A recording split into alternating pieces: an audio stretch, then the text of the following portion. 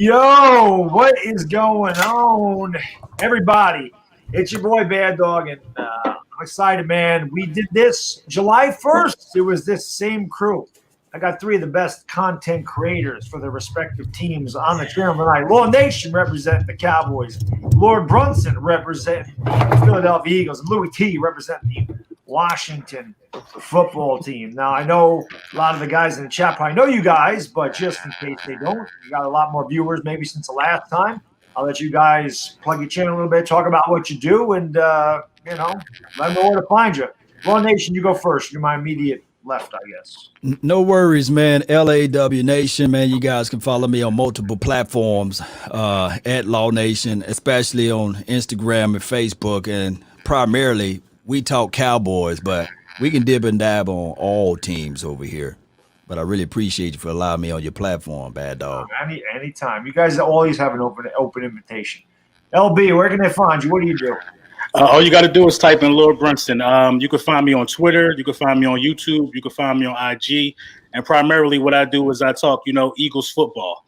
Kind of getting into a little bit of the Sixers because I like basketball as well, but most likely it's Eagles 24/7 over here, man. And thank you, Baddog, for the invite. Again, man, you don't need to thank me. I thank you guys for taking time out of your day to come on over here and do this with me. Louie Tee, what's up, man? Where can they find you? What do you do? What's going on, big bad dog? I really appreciate you having me on the program, allowing me to bless the platform. First and foremost, before I even try to plug anything, I got to say, first of all, I feel slighted and disrespected because you got to come to the teams in the first place spot first before you start talking to Dallas and you start talking to Philadelphia. You need to come to me first, okay? I went to me first. I feel a little disrespected in that regard. And I honestly want to say that I should just kind of take a step back, and you could let Lord Brunson kind of they could either cry or they could explain whatever one you choose. It's not up to me. Because, Baddog and myself, we took a step back and we said, hey, look, we young, we're dumb. We got, first-year head coaches. We don't know what's going on. We don't let y'all the big dogs. Y'all the big dogs. Okay, y'all been here, done that, got the talent. You got Carson Wentz, you got Dak, y'all got the quarterbacks. Y'all go ahead and have fun. We'll see y'all in 21. What are we doing here, guys? I actually want to give you your flowers right now because it's not going to. It doesn't happen a lot for you, so I understand why you feel good. Yeah, it's not happening a lot for you. It's fine. Hey, all I can say is before you say anything else, man, when my dog come back, you already know Dak come back. We gonna be like, this is Sparta. Y'all better be ready. Let me get these real quick. Let me just get these. Jason Dale, thanks for super chat. Really said, what up, Baddog? Roll Tide. John Dunham, what's up? Really, here's a joke. Our crappy division. That is true. Riding Giants, thank you for the super chat. Really says, 3 representatives of the top 10 picks of the draft, and Baddog represented future 32nd pick. Yeah, not this year. Maybe next year. Yeah, I just wanted to I didn't mean to interrupt you there, Louie Tee, but you'll have plenty of time to twist a knife, if you will. I got a couple of questions. Obviously, that's what I like to do. I have some questions. The first question is very easy. I just wanted to ask you, gentlemen, who's in first place in this division? Hey, ask him again, man. Ask him again. Who's in first place in this division? Love it. It feels good, huh? It gotta feel good. Hey, it gotta feel good. Tony has done it again. It feels good. This is what I want to know, though. Do all of that though until we win the division. This is what I want to know. If it, first everybody was calling it the NFC least. Now when we not in first, you don't hear that as much no more. So I'm glad some respect is back in the division since we ain't in first place. I guess that's what had to happen. But congratulations to the Redskins. We will see y'all again, and I think it's going to come down to that. Yeah. Wow. It may come down to that. I think it's less about not being in first, and I think it's more about just the division as a whole playing better. You had Dallas go to Minnesota. To me, that's been the biggest win in the entire division all year. We still haven't, as a collective group, we haven't beaten one team with a winning record yet. So it's crazy to think that beating Minnesota on the road is the biggest win of the season for anybody in the division, but it is because Minnesota was hot. Nobody thought Dallas was going to go in there and win, and they did. And so when you look at Dallas in the way that they're playing, when you look at the way that the Giants are playing now, they're surging. And you look at the way we're playing, two winners of 2 straight. And then, of course, the Thanksgiving win, the division just looks different. Teams are playing better now. So I think I agree. A little bit more respect being offered up because of the way they've seen these teams kind of start to play a little bit better football down the stretch. Well, Louie, do you think with this is definitely possible, the Giants and the Washington football team, we have first-year head coaches. Maybe it just took some time for our guys to get acclimated, seeing as there was no preseason games, no mini camps, no OTAs. So maybe that's a possibility why we're starting to surge a little bit, starting to play a little bit better, starting to get acclimated to the systems that the coaches run here. Absolutely. Yeah. I couldn't agree with you more. I mean, we knew that was going to be kind of built in, but I think everyone said, look, everyone's dealing with no offseason. Yeah, you had a new head coach, but there are, 7, 8 other teams with new head coaches. Like, no one wanted to hear that excuse. We were just young. You were young. We were a young team. That was the excuse that I was rolling with. And honestly speaking, if Dallas and Philadelphia did what they were supposed to do, we wouldn't be having this conversation because we wouldn't be. 4-7 wouldn't be good enough for first. And let me ask all 3 of y'all this then. I'm gonna go ahead and say it. I was wrong on my coach, man. I just don't see. I want to ask you guys from the outside looking in, Mike McCarthy. What do y'all see out of him? Actually, it's funny you went with that because that is one of the questions on my list. I was going to ask you what you thought about your coaching job. Well, LB, I'll let you. Yeah, from the outside looking in, it looks like Mike McCarthy is just trying to do too much. From the outside looking in, Mike McCarthy and Doug Peterson look like identical twins, actually. From the outside looking in, Mike McCarthy has some very questionable 4th down situations, the same as Doug Peterson, and some of those things cost the Cowboys some games that they should have won, in my opinion. I think Mike McCarthy is trying to find his way, and I think he's doing too much, basically. Louie, what do you think? 2.5 months ago, I sat on this same show with all 4 of us here, and I looked you in your eyes, Law, and I said, you got a fraud as a coach. And you were excited. And I said, look, I know you're excited because it can't get any worse than Redhead Jesus. I said, you're wrong. And you're going to find out that it was all Aaron Rodgers. It wasn't Mike McCarthy. And, I was listening to an interesting podcast, and David Bakhtiari, the left tackle of the Packers, said that it took him a while to buy in to the system that they have now in Green Bay. With Matt LaFleur, because it's heavy run, play action fake, and you got to carry out that fake. You got to sell run in order to give the illusion that you're trying to run so that they can have the time to pass protect. And he said he couldn't bring himself to do it because he would give up too many pressures because the pass and the run game didn't marry one another. So the play action fake didn't make sense. It didn't work in Green Bay for years under Mike McCarthy. It's just little things like that. But I said, this guy is a chump. And when he gets to Dallas, it's going to magnify because there is no Aaron Rodgers. And what are we seeing? We're seeing a guy that's in over his head. First of all, Mike Nolan is a clown. Don't know why he thought it was a good idea to hire him. So you just made so many mistakes across the board. You got a great special teams coordinator, but when your coach isn't smart enough to tell him no, right, you get yourself into trouble. Yeah. So you walked away from that victory against my Cowboys on Thanksgiving. I know you love the food because the food tastes good when y'all win or what have you. You walked away feeling comfortable with that, knowing that you got to face against us, 3 and 4 times maybe in the next years or what have you, because of the way Jerry Jones, he would not give up on his mistakes, and he's going to keep Mike McCarthy as long as he can. Yes, I'm absolutely in love with this. Just like in Washington, we say, protect Dave Gettleman at all costs. Protect with all your might. Protect him because we know he's the key to making sure that we don't get swept by y'all for the next 3, 4, 5 years, however long he's there. Did you hear what Jerry had to say? It's amazing to me how these organizations that are dysfunctional remain, dysfunctional. Did you hear Jerry equate the Denver Broncos situation with their quarterback situation, having to start Kendall Hinton to having Ben DiNucci in the game? How can you even fix your lips to say that about your 7th round draft pick who led his team, James Madison, to the championship game last season? He doesn't know what he's doing. Jerry Jones has never known what he's done. It happens. I can't fathom. I can't. You guys, our owner is a mess, but it's good to know that because misery loves company. Y'all are right there. All of our owners are a mess. I don't know. I gotta disagree. I don't think Laurie is a mess now. I can't say that about Laurie right now, but Jerry definitely take the cake, man. Jerry's different. Let me get these real quick, and I just want to talk about McCarthy real quick. Lax, thanks for super chat. Really says Mike McCarthy be his whole coaching career of Aaron Rodgers. Aaron Rodgers used to pretend the radio was on his helmet so he could ignore McCarthy. Zach Phillips, thank you for the super chat. He says Eagles could have won against the Seahawks if they had better quarterback play.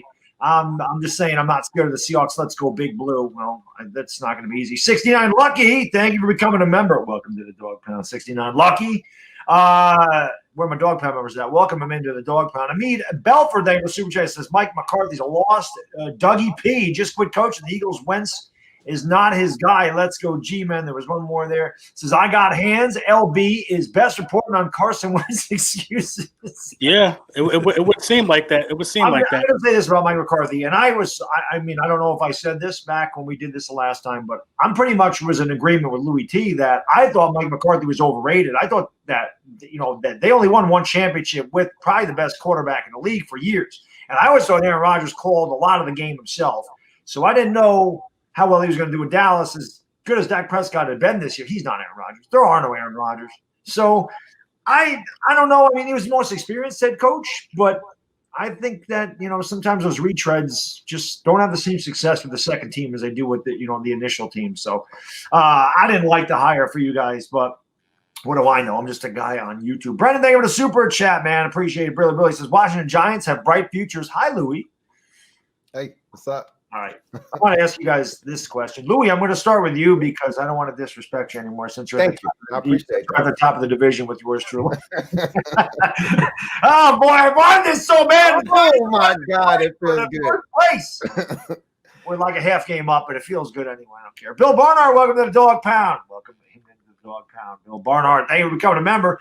Emperor Meach, thank you for the super chat. Brilly. So shout out to my boy Louie Tee. Louie talks some sense to these Giants fans about Gettleman and Jones to a lesser extent. They've lost their minds, such as Chris. Not you, Baddog. Yeah, I'm very unbiased, but I think my heart's getting the best of me now because we're actually playing pretty well. All right, this is what I want to ask you guys. Louie, we'll start with you. I'm going to ask you guys what the biggest disappointment has been for your team this year and what the biggest surprise has been for your team this year. So, Louie, we'll start with you. Biggest disappointment so far for Washington football team and the biggest surprise for your team so far? I think those are pretty easy for us as Washington fans. The biggest disappointment is Dwayne Haskins and how that situation unfolded. You hoped that if nothing else came out of this season, we had a franchise quarterback and that we had a guy that we could run with for the next decade, and that problem was solved and we can start trying to build around him. But we've got more questions than answers at the quarterback position. So to me, without a doubt, it's quarterback for us and Dwayne Haskins and how that situation unfolded. As far as the surprises, the division. I sat here 2.5 months ago and said, hey, look, we're conceding the season. We're a young team. We got a first-year head coach. That was before we found out Ron Rivera had cancer. Like, we didn't know all the stuff that this team was going to have to go through. And yet, here we sit at 4-7, 12 weeks into the season, heading into week 13, and we got a piece of first place. I couldn't have imagined that would be the case. And so that's without a doubt the biggest surprise. It's a gift and a curse because when you're a young team and you're trying to figure some things out, the scope, that magnifying glass isn't supposed to be on you. Everything you do isn't supposed to be amplified, but because we're young and trying to learn how to win with a division on the line, everything becomes that much greater. And I think sometimes it's great that we're playing meaningful football in December, which is what I ask for every year. But it's also a curse because you got young guys out here that, you're not getting a chance to see. In the case of Dwayne, if the Cowboys were, 8-3 right now, the Eagles were 7-4, Dwayne would probably be playing right now, So, it's things like that impact the decision-making of the coaches because this division is up for grabs. Oh, good. Great points. Definitely. Law, what do you think? What's been the biggest disappointment for you for the Cowboys and the biggest surprise? Well, the coaching staff is the biggest disappointment. You know, trying to build a plane while it's in the air with the defense, especially with Mike Nolan, buying into the philosophy of changing the 4-3 to 3-4 or hybrid style of defense, historically being bad. On top of that, the injury with Dak Prescott and not making the necessary adjustments, knowing that La'el Collins had a bad hip before the season started and not picking up a phone and calling somebody, anybody saying, okay, I need a right tackle. And then you trusted an undrafted rookie right tackle at that pivotal position to play on that side of the field, and trusting Jerry Jones coming out saying that the offensive line will be the strength of this team. Trusting Tyron Smith, knowing that he's not going to play 16 weeks, for him to be that person and not making necessary adjustments for that. And now when the injuries come around, we come up with the bevies of excuses. I'm not an excuse type of guy. So that is one of the most disappointing part of this year, knowing that if Dak Prescott was healthy, he would be a walk-in, knowing that everybody would be looking at it like, yeah, he came to his senses. He is the best quarterback in the NFC East. But now that's questioning going to be like, do you pay him 40? Do you pay him $50 million next year? Whatever it may be. And the question is, with the Joneses, you can't trust them. They always going to sell it up. So we already know that they probably be secretly tanking for Trevor Lawrence or for Justin Fields or for Zach Wilson. So it's one of those things. But the biggest disappointment on the defensive side is an individual guy, is a guy named Xavier Woods for me. And that's all I have to say about that. Biggest surprise? You have a biggest surprise? Oh, surprise? Jeez. We're at the bottom of the division, and everybody is still at arm reach of getting to the top. True. Who knows? Watch. I'm going to say it now live like 95. We're going to beat the doggone Ravens, and everybody going to be like, yeah, see, Cowboys, see? They back into the mix of things. Watch. Yeah, Ravens are looking beatable right now. They're definitely not what they were at the beginning of the year. LB, biggest disappointment for the Eagles and the biggest surprise for the Eagles? The biggest disappointment for me is Carson Wentz, man. You know, I had really high hopes for Carson Wentz going into this season. It's a lot of negative things you could say about Carson right now, from the decision making to the reads that he's making. He's missing wide open guys. I thought Carson Wentz was definitely going to separate himself within the division and within the NFC. I thought Carson Wentz was a top 5 guy going into this season, but something seems to be missing from his game. Something seems to be missing, from his mental. I can't quite put my finger on it. And my surprise is also a disappointment as well. I have it's just bad for us right now. My biggest surprise is just is the regression in the play calling for the offense. I mean, we have probably the worst offense in the NFL right now. When you got a guy that you thought was a top 5 guy and your offense is performing this poorly, it got to be a surprise to you. So that's definitely a surprise for me. And just trying to find our identity, man. I thought that with the seasoned coaches and Super Bowl winning coaches and defensive coordinators, that we would know who we are as a football team. I mean, the numbers and the analytics, they say who we are, but the coaches are trying to do something else. For instance, the Philadelphia Eagles are, I think, 8th in pass attempts, but we're 32 in passing yards. I mean, we're not a passing team, so why are we throwing the ball that much? Meanwhile, we're, I think it was 23rd in rush attempts, but 13th in rushing yards. The run is working. We just ain't doing it. So, I mean, they don't know who they are, and it's just rubbing off onto the quarterback. It's just a disaster. So my disappointment is Carson Wentz, and my surprise is also a disappointment. It will have to be the play calling. Makes sense. Let me get a couple of these. Johnny Laterno, my man, what's going on? Big Eagles fan there. He says, thanks for the super chat. He says, Baddog, you're the best in the rest of the roundtable by default. The Giants have an opportunity. Eagles will be back next year. Tell them LB. And there was one more. Marvin, thank you for the super chat. He says, do you know Durgan Marvin Gunky Muckster Crinkle Crockett? Can't say I know that person. Can't say no. For me, biggest disappointment, I think it's been Daniel Jones. I expected Daniel Jones, and when I came on here, I was saying he was the second best quarterback in the division. He might be now, but not because it's by default. 8 touchdowns, 9 interceptions. I know that he was learning a new system, but I thought that he would be better. I thought that he would have got the bad decision-making out of his, as a rookie season. He makes a lot of bad decisions. He's the first-read quarterback. He was doing a lot of things wrong, trying to do too much, still fumbling the ball, throwing a lot of bad passes, and just missing wide-open receivers. We've seen that in the Tampa Bay game, and I was kind of done with him. At that point, I felt like, this guy can't do it. There was wide open receivers streaking down the field. He missed Ingram. He missed Shepard. He missed Shepard. Yeah, I missed Shepard. He missed Slayton on the first interception. And I'm sitting there going, what is this guy doing? How come he's not learning? Why is he not progressing? All I wanted to see was progression, and I'm seeing regression. So he started to play better. Unfortunately, he got injured at the worst time. But, for me, his poor play at the beginning of the season was definitely disappointing because I had very high hopes for him, and he just hasn't gotten there yet. At least he is improving now, which makes me feel a little bit better going into the future. Mm-hmm. And I think the biggest surprise for me is our defense. We have a top 10 defense here in New York. I didn't see that coming. There's a lot of young guys, and again, it's new coaching staff, and I thought the offense would be ahead of the defense, and boy, was I wrong. Patrick Graham has been able to just scheme up a fantastic defense. Still have blown coverages. We still have these drives where we just let down and let teams score in like 2 minutes.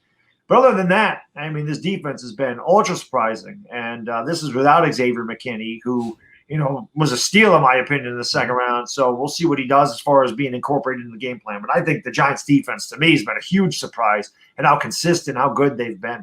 So, those are my. Yeah, I like Blake Martinez over there too, man. Yeah, he's played really well. That's a start, man. With Patrick Graham, and he's played a lot better. I mean, Graham was the linebackers coach in Green Bay. He was good. So it's a good thing. Hey, Baddog, what did I tell you about Joe Judge, though? Before the season started, I said, I like this Joe Judge fella. Did I not tell you that? Yeah. I said, look, what y'all like about him, though? He got 4 wins. He's got 4 wins. He's a young coach. What did you think the Giants was going to do before the season started, man? You got 3 wins. Worry about your wins. You got to worry. We're in the same place, though. We're all in the same place. You supposed to be ahead of everybody else. You got the same coaching staff. It doesn't matter. You got the same coaching staff. You had. You need an off season. You were supposed to be ahead of everybody else. Joe Judge came and inherited a young team. He told Golden Tate, keep your ass at home. And you know what they did? They won the goddamn game. I like your coach. He's on to something. And as I told you before the season started, I don't know what it is, except for the fact that by osmosis, he was with Urban Meyer, or not Urban Meyer, excuse me, he was with Saban, and he was with Bill Belichick. And there's something there. And you're seeing it in New York. And you see it rubbing off on the players. There's a discipline there with this team. There's something there that I think that this guy is going to be the future in New York. How much do Jason Garrett got a hand in that play there? I was there to say, you know what you're seeing? You know why Giants fans are really liking Joe Judge? And even at the beginning of the year, even though we were 1-7, nobody was really ripping him. You're seeing a fight from this team. Mm-hmm. Fights. This team competes against the better teams. We haven't been able to close out some games.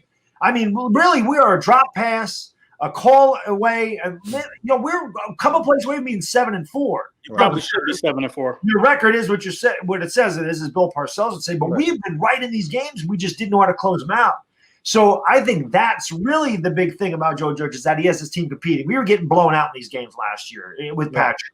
So I think that's what everybody's seeing is they fight, they compete, they scratch, they claw. They're tough. The teams take on the persona of their head coach. Right. Joe Judge is a fighter. Joe Judge is a young guy. Joe Judge wants excellence. And he's the man. I like y'all play calling too. I like the Giants play calling, actually. With Jason Garrett, the first 4 weeks of the season, everybody's like, why is he so vanilla? Why is he so vanilla? Well, because he couldn't trust the offensive line. The offensive line was terrible. And you saw that against Pittsburgh and Chicago. We couldn't do anything. Not to mention he didn't have any time to work with these guys. We didn't have any preseason games. But I think over the last 6 games, you really saw him open up. I think that started with the Dallas game where he started running a couple of exotic flea flickers, a little double reverse, end arounds. And I think that Jason Garrett's done a good job. What I really liked about Jason Garrett this past week was something that Cowboy fans complained about. And even me as a Giants fan said, why don't you guys run the ball more? 4 straight times on a 5-yard line, they ran the ball. Wayne Gallman scored a touchdown. Giants are running the ball 6 straight games over 100 yards with Wayne Gallman as a running back.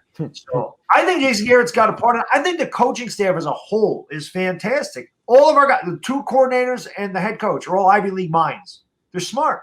And we got smart players. I think the players buy in. So I think Jason Garrett's got a good hand, to be honest with you.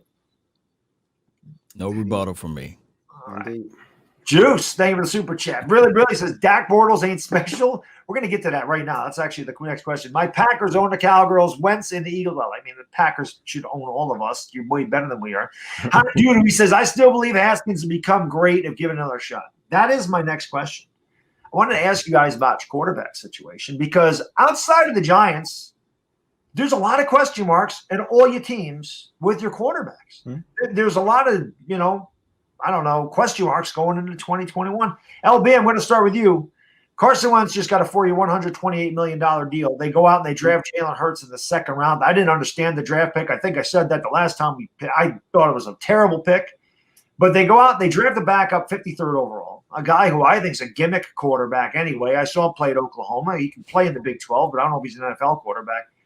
What is the situation going forward to Philadelphia? And why is Doug Peterson bringing Jalen Hurts in there to throw one pass, and he's bringing Carson Wentz right the hell back in there? What the hell are they doing there? What the hell's the future of that quarterback spot down there in Philadelphia? The future is Carson Wentz. Carson Wentz is going to be a starting quarterback moving forward. What needs to change is we need to implement a competent offensive coordinator. Right now, I believe I'm the only team in our division where the head coach is calling the plays. Doug Peterson does not know what he's doing. He needs an offensive coordinator. The stats that I pointed out, earlier prove that, we're a running team, but we're throwing the ball 50-something times a game. When you got a struggling quarterback, from my experience of watching football, when you got a struggling quarterback, you're supposed to run the ball. Now, I think a lot of people around the NFL would agree that Miles Sanders is a star running back, right? Good. If not a star, he's the star on the Philadelphia Eagles. Very good. He's the star running back on the Philadelphia Eagles. It's inexcusable for Miles Sanders to have 6 carries in the game when you got a quarterback who's struggling. Carson Wentz is not being put in the best situations to succeed. Carson Wentz is deadly outside the pocket. We're making him a pocket passer with a weak offensive line. So that's the basis of the regression that you're seeing. He's just put in an uncomfortable situation. The future is Carson Wentz. We're going to regret the Jalen Hurts pick. We're already regretting it. He's coming in to throw a 6-yard pass every game and a read option on a 2-point conversion, and then he doesn't come back in the game. If you're going to play the dude, play him. If you want to see what he got, play him. That's how I feel about it. But Carson Wentz is the future moving forward, and I think this Jalen Hurts pick was just something that just got in the way, and it's messing with his mind. He need to get his ego and his mind together and understand that he's the guy moving forward. But he is the guy moving forward. I was going to ask you if you think that had something to do with it. Absolutely. When you got to fight from under Nick Foles' jockstrap and everything that he did to finally prove yourself last year and win a division in the manner that you wanted, winning like 6 games in a row, to now have to battle for your respect again for another quarterback that was drafted in the second round. Yeah, it seems like every year he has to fight for his respect, and that can be tiring, I think. Yep, I understand. It makes a lot of sense. Yeah. Louie Tee. Okay, so you drafted Haskins last year, 15th overall. He didn't start last year, did start this year. They benched him really quick. They gave up on him really quick. Brought in Kyle Allen. Obviously, our guys here in New York, I guess they go after legs. I don't really know what their deal is going after people's ankles, but he got leg whipped by Jabril Peppers. He got knocked out. Alex Smith comes in. Alex Smith was 6-3 before he got hurt a couple years ago. He's a veteran. He's a winner. He doesn't make mistakes. Probably not the future of Washington. But what I want to ask you is this. Do you have your future quarterback in Washington, or is he in the draft someplace? I don't think anybody even knows the answer to that. I think the easiest low-hanging fruit answer is, the quarterback of the future is not on the roster right now. It's a convoluted question because there's so many things left to play out. I think that before this whole stretch with Alex Smith, the thought process was he'll be gone next year. Save yourself, somewhere in the neighborhood of $13-14 million on the cap by getting rid of Alex Smith. He won't be back. I think they were hoping that, Kyle Allen could put a stranglehold on this thing. And even if he wasn't the guy, give them someone that could start next year and draft a young quarterback if they were done with Dwayne, which that's right now seems to be the direction that they're heading in. But we don't know. There's been so many mixed signals sent out by the coaching staff this year about, Dwayne. We thought he was going to be traded at the trade deadline. There was even a report that he could be released at the trade deadline if they can't find a partner. Like, that didn't make any sense because you're going to get something for him, even if it's a conditional 6th or 7th. You're going to get something for him in the offseason if you just wait. So, I didn't see anything, I didn't think that had any legs to it. But at the end of the day, I think the best route for Washington to take, if everything continues in the direction that it's going, is you allow Alex Smith to be your bridge quarterback, similar to the way that he was for Patrick Mahomes in Kansas City. You allow him to be your starter going into the season. You're already paying him. Okay, it would have been nice to get up from under that contract, save some money, especially going into a cap year where it's supposedly going down. Right. You'd love to recoup $13-14 million if you could, but at the end of the day, if you can find a young quarterback in the draft that you think can be mentored by Alex, who better than Alex Smith to be mentored by? When you listen to Patrick Mahomes and all the other guys that he's played alongside that have nothing but glowing things to say about Alex Smith and what he does for their development, have Alex be your quarterback going into 2021. You have the young guy on the roster. You could even bring back Kyle Allen if you like, because he's not under contract. I think he's going to be a restricted free agent. You sign Kyle Allen back. It's not going to cost you a lot of money, so that young guy doesn't have to play. Even if something were to happen to Alex Smith, you feel good about this guy continuing to learn and develop. But I don't think the quarterback of the future for Washington is on the roster. And I do want to add to what LB was saying about the Carson Wentz situation. You know, with Howie Roseman, you just got to know who you're dealing with. Carson Wentz, to me, is a guy with a fragile psyche, especially dealing with the situation with Nicholas Foles.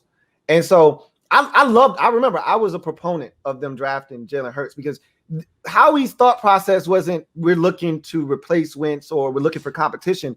This is an insurance policy. I've stated that before. But you can't do that with a guy like Carson Wentz, who was trying to get from under the shadow of Nick Foles. He needed to know this is my team. And even if the message was sent that, hey, you have nothing to worry about, Jalen Hurts isn't going to be our starting quarterback, he's not thinking that way. He's looking over his shoulder now. And now there's undue pressure being put on him to perform when he should just be going out there and trying to just play confident football. And I think that's what he's missing is confidence. Yeah. He was out there trying to overcompensate for all of the guys that were out. And we talk about all these, different things going on in Philadelphia. I'm not a big fan of their coach, Doug Peterson, but they had a lot of injuries, man. Again, okay? And so Carson went out there and he was looking around and like, I got to throw the ball to Travis Fulgham? Oh, shit. Well, I got to do some things out here. I don't have a running back. I don't have any receivers. When is Alshon coming back again? When is Deshaun coming back again? Like, we kept looking around. Are they coming back this week? Are they coming back this week? Deshaun comes back for one game. He's hurt again. Like, he was out there pressing. We got a running back. We're not using him. Everybody's under the misconception. We have the running back. We're just not using him. When he's healthy. You know what I mean? He's a guy that is often hurt as well. But Miles Sanders is a beast, as you mentioned already. And so it's convoluted again, but I think he's missing confidence right now. That's the biggest thing with Carson Wentz. Real quick about Alex Smith. I mean, what a story. Him coming back from life-threatening injury to become the starter of Washington again. I loved it as a story myself. And listen, I've compared Daniel Jones, Alex Smith a lot. I always say that Daniel Jones could be Alex Smith. He's not going to be Russell Wilson. He's not going to be Pat Mahomes. There's nothing wrong with Alex Smith. He was the first pick in the draft for a reason. Wherever he's gone, he's always seemed to win games. Mm-hmm. And if Daniel Jones could get to that level at some point, I'd be very happy with that.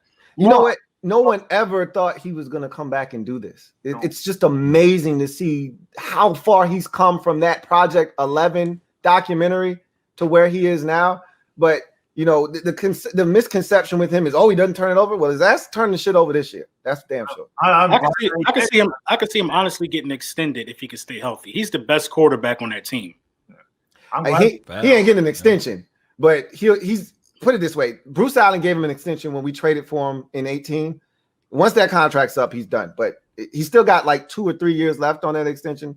I don't see him going anywhere right now. But, the future, everything changes, it seems like, week to week, year to year with this football team. So we'll see what happens. Let me get this real quick. Juice, thank you for the super chat, buddy. Billy says Chase Young will become the best defensive player in football one day. McLaurin is a young AB without the baggage. Juice is secretly a Washington fan, I believe, because Come on, Juice. And place on the bandwagon, man. Lucas, my friend from down under, man. Thank you so much for Super J. Says, mad respect to you all. Not easy to stand in front of everyone discussing a down season for your respective teams, but that's why the NFC East is great, because a lot of respect, a lot of hatred, but a lot of respect at the same time. And we're the best division in football historically, and that's why I love being able to work with guys like this. By the way, again, how many people we got in here? We got almost 900. So if you guys haven't done so, like I said, the link to all three of these content creators, the links to all their channels in the description.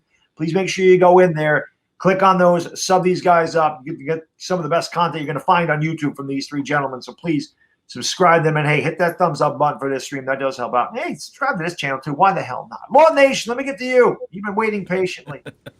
Well, I don't think that the Joneses believe in Dak Prescott all the way. They're trying to figure out this thing out. So, and where they're going to pick at in the draft. So I don't know what they're going to do, to be honest with you all. Now, the thing is, if they're going to pay him, they got to pay him north of what Deshaun Watson is getting, right? And if they're going to franchise tag him, that's going to be a crazy situation to sully and denigrate Dak Prescott like that, when all he's trying to do is prove and showcase that he can play on this level and he should get paid handsomely, of what, Deshaun Watson is getting. So it goes back to the philosophy. What would you three do? What would you guys do? Would you go ahead and draft a quarterback and you got 5 years on him, 6 if you franchise tag him or what have you, or do you pay Dak Prescott north of $40 million? What would you guys do? I got to franchise tag him after that injury. It sucks, but that's just the reality of it. I would have to franchise tag you after that injury. I'm paying him. Paying them. You guys are a win now franchise. I'm paying them. Ankle's not an ACL. Bones heal than tendons. Bones definitely heal back stronger, but I got to franchise them one more year. They should have been paid them, because now think about it. Now you got to pay him a ridiculous amount. The price does nothing but go up. You know what I mean? I would franchise tag him. Louie Tee. Let me be the voice of reason here. I've been through this before, man. Don't franchise tag him again. Don't Kirk Cousins this man. Do you know how much it will cost you to double up on that franchise? Yeah, it's expensive. It's expensive. He went Tony, and Sir Mix-a-Lot tonight. I like it. No, you got to pay this man. No, seriously though. Dak Prescott is the best thing you've seen in Dallas in quite some time. And this thing about drafting, this is the fun thing about fans, is that we find a guy that we get fixated on in the draft. Oh, I love me some Zach Wilson, or they find a guy and they rally to that guy, and that's the guy we got to get. That's an inexact science. You got a guy staring you right in the face that's showing you he can do it. He can do it.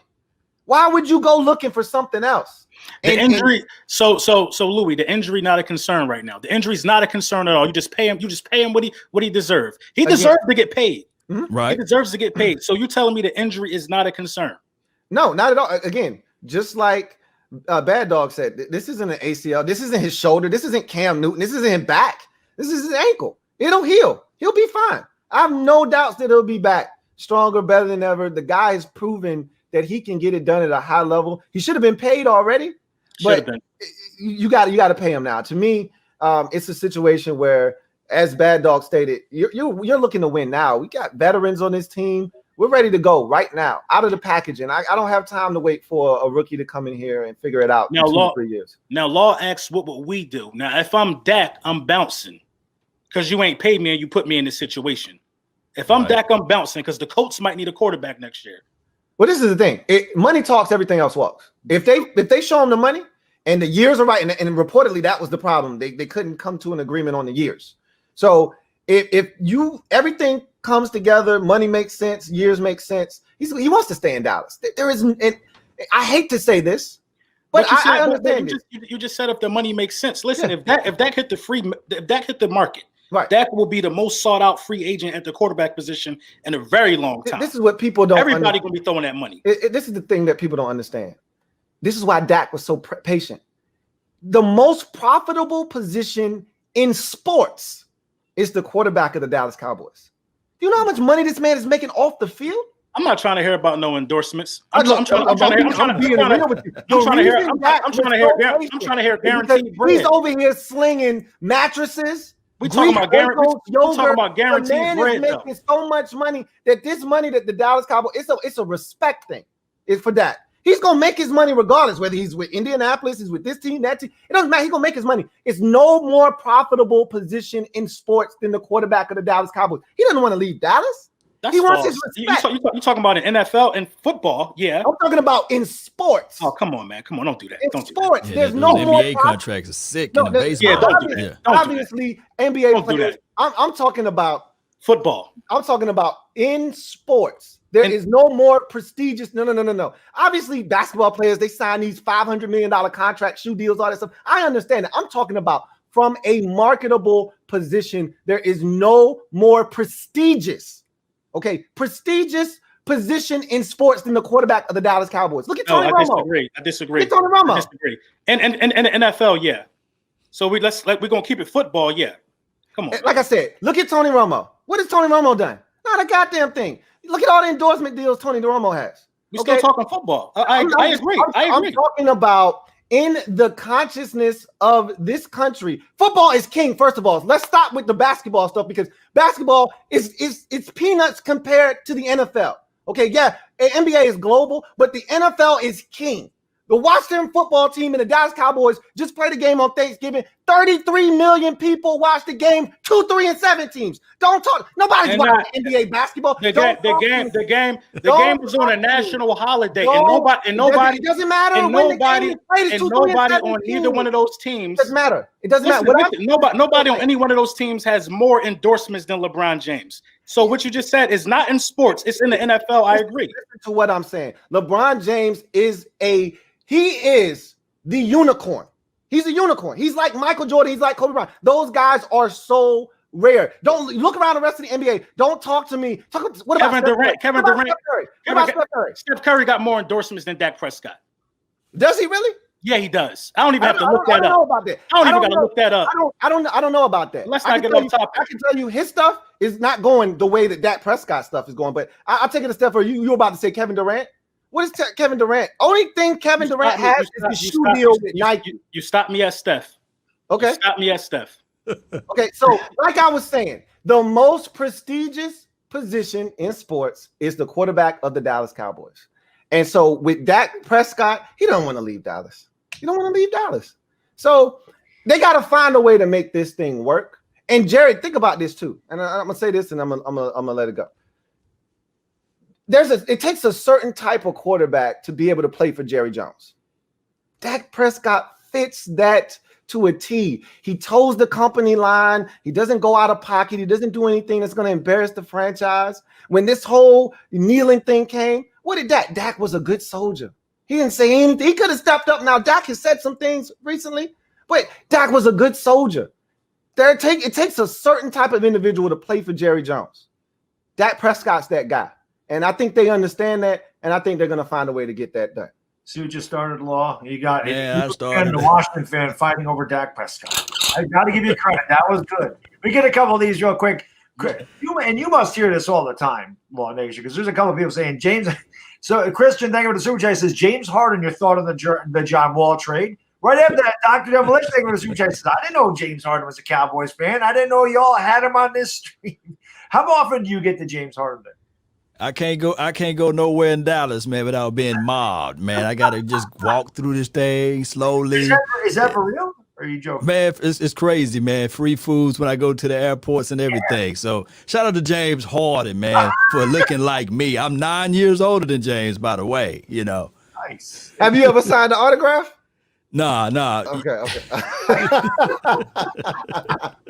I'm 5'11", man. That joker like 6'5", 6'4", something. But you took that free food though. I sit there and said, oh, this is from the gentleman way over there in the corner with the Houston Rocket jersey on. He's saying that okay, you can have that meal for free. I said okay. Right. Why not? Why not? Sammy Weber, thank you for the super chat. He says, "Oh man." Says, LawNation, you remind me of a classier Stephen A, and it's very refreshing. I'm a Giants fan, but all four of you are the real deal. Mad respect. Thank you, Sam. Appreciate you. Appreciate it. All right. Next question. Draft. If you guys could go back and LB, we're going to start with you on this one. If you got, I think that's where we. No, where did I went first last time. It's probably on Louie. It's Louie. Yeah. Let's go back. Draft. You probably aren't going to change it. But if you could go back and change your first round pick, would you do it, and who would it be? You already know the answer to that. I lost to you on purpose to get Chase Young.